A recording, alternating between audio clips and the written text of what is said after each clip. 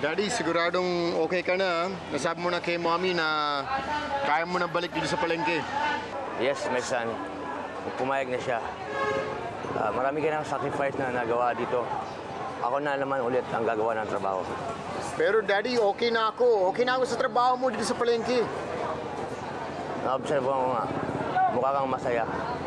Pero naisip ko, wala akong karapatan na ihadlang ang kaligayahan mo.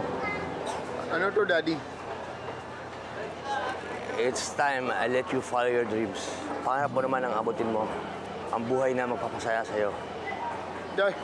Daddy, thank you, Daddy. Sinurpresa ako ng tatay ko ng tiket papuntang India. Madali ang flight. Ilang beses kong sinubukang magpaalam ng maayos kay Andeng, pero lagi ko siyang hindi maabutan sa pwesto nila sa palengke. Hanggang sa tuluyan na akong nakaalis ng Pilipinas.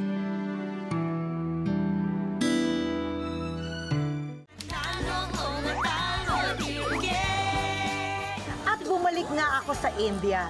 Nakuha ko yung trabahong matagal ko ng pangarap at naging kami ulit ng ex ko doon. Ang sakit! Ate Ugi, ang sakit naman yan sa heart. Sandali, tapos na ba? Hindi pa tapos, di ba? Napaka-OA. Akala ko, masaya na ako, pero may kulang. Noong araw pa lang kinuha sa akin ni Andeng ang motor ko, ay ang araw ding nakuha niya ang aking puso. Ay! Umabot ding ilang buwan na wala kaming komunikasyon ni Andeng. Pero walang araw ang dumaan na hindi siya naging laman ng aking isipan. Buti na lang pala.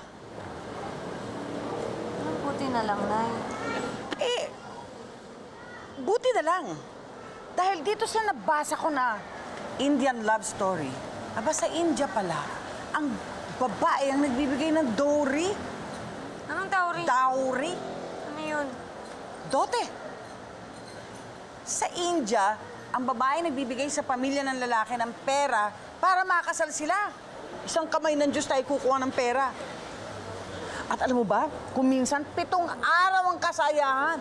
Ang mahal nun. Oo, hindi natin kaya. Buti na lang talaga. Buti na lang. Buti na lang.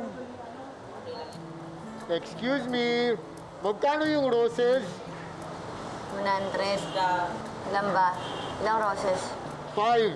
Ay, 6 na lang po. 6. 600.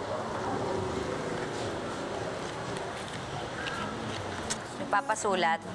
Yes, pasulat na rin ng card. Ano? To Andeng, Love, Rajesh.